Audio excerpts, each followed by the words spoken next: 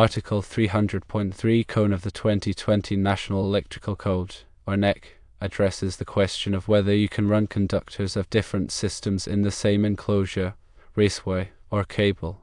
Specifically, 300.3 C1 states that conductors of different systems, such as alternating current and direct current, or single-phase and polyphase systems, shall not be placed in the same enclosure, raceway, or cable unless separated by a barrier.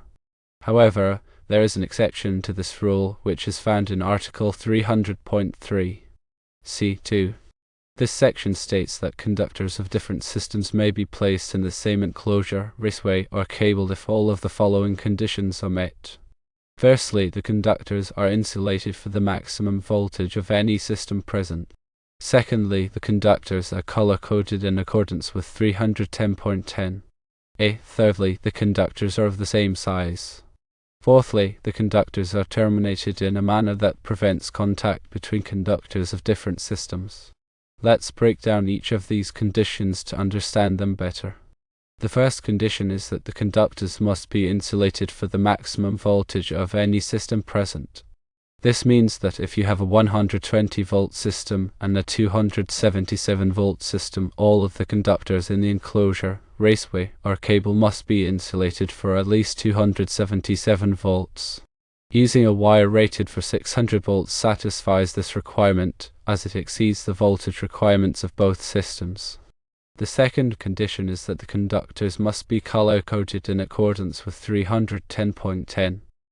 This section of the NEC specifies the color code for conductors.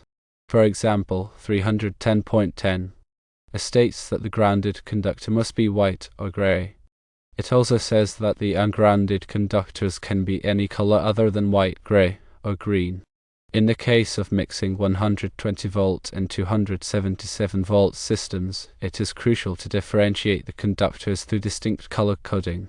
A common practice is to use black, red, blue, and white for the 120-volt system and brown, orange, yellow, and grey for the 277-volt system. This helps to avoid confusion and ensures that workers can easily identify the different systems. The third condition is that the conductors must be of the same size.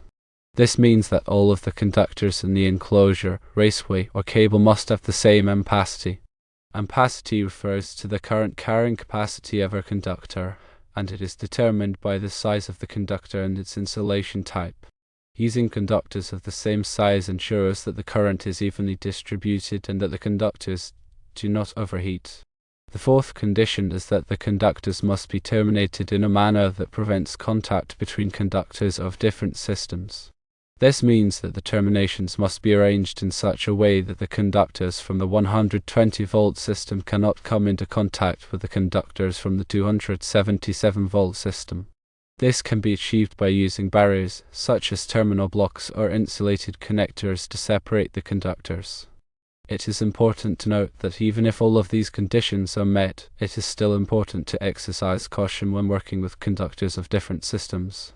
Always to energize the circuits before working on them, and use appropriate personal protective equipment, such as gloves and safety glasses. Here are some additional considerations when running conductors of different systems in the same conduit. Firstly, consider the dirting factors. When multiple conductors are installed in the same conduit, the ampacity of each conductor must be derated. This is because the heat generated by the conductors can cause them to overheat. The NEC provides tables that specify the dirting factors for different numbers of conductors in a conduit. Secondly, consider the fill capacity of the conduit. The NEC also specifies the maximum number of conductors that can be installed in a conduit of a given size. This is to ensure that the conductors do not overheat and that the conduit is not damaged. Thirdly, consider the type of conduit. The type of conduit that is used must be suitable for the environment in which it is installed. For example, if the conduit is installed in a wet location, it must be made of a waterproof material. The conditions outlined in 300.3 C2 aim to mitigate risks associated with combining different voltage systems. Insulating for the highest voltage ensures a consistent safety level across all conductors, regardless of their respective system voltages. This minimizes the potential for insulation breakdown and subsequent electrical faults. Proper color coding, as mandated by 310.10a, is a fundamental safety practice. It allows electricians and technicians to quickly and accurately identify the voltage and function of each conductor, reducing the risk of accidental contact between different systems. This is especially important during maintenance or troubleshooting activities. Using conductors of the same size ensures that the current carrying capacity is uniform across all conductors within the raceway.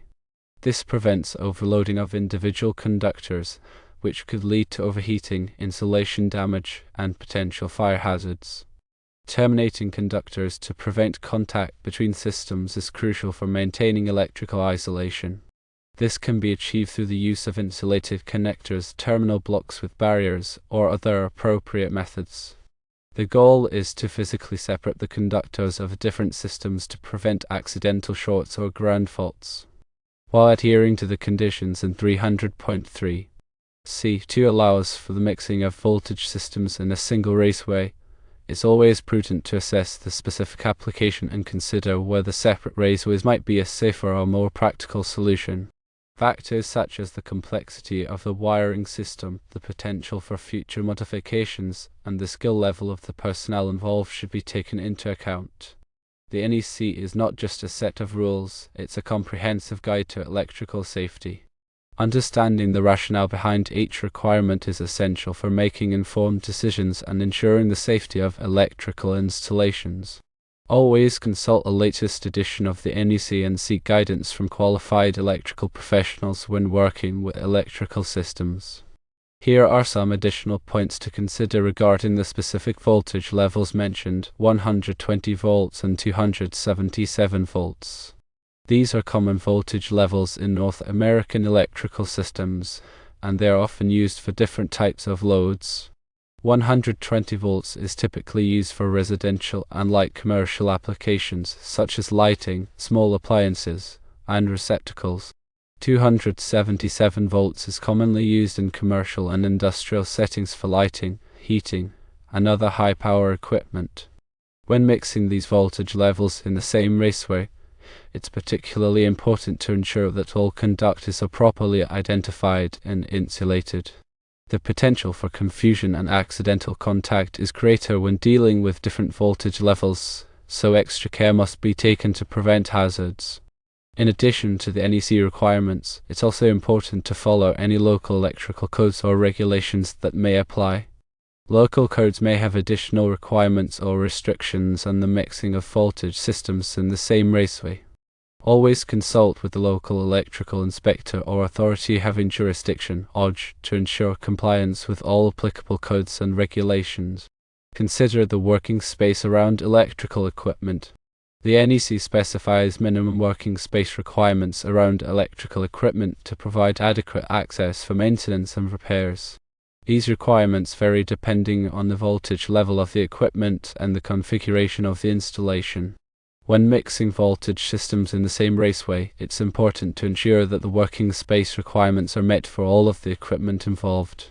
This may require additional planning and coordination to ensure that there is enough space for workers to safely access and work on the equipment. Also think about voltage drop. Voltage drop is the decrease in voltage that occurs along a conductor due to its resistance. Excessive voltage drop can cause equipment to malfunction or operate inefficiently. The NEC provides guidelines for calculating voltage drop and recommends that voltage drop be limited to a certain percentage of the supply voltage. When mixing voltage systems in the same raceway, it's important to consider the voltage drop for each system and ensure that it is within acceptable limits. This may require using larger conductors or reducing the length of the circuit. Furthermore, consider harmonics. Harmonics are distortions in the electrical waveform that can be caused by nonlinear loads such as electronic devices and fluorescent lighting. Harmonics can cause a variety of problems, including overheating of equipment, increased energy consumption, and interference with other electrical systems. When mixing voltage systems in the same raceway, it's important to consider the potential for harmonics and take steps to mitigate their effects. This may involve using harmonic filters or other power quality improvement equipment. Remember the importance of proper grounding and bonding. Grounding and bonding are essential for electrical safety. Grounding provides a path for fault current to flow back to the source, which helps to protect people from electric shock. Bonding connects all of the metal parts of an electrical system together, which helps to prevent voltage differences and reduce the risk of shock.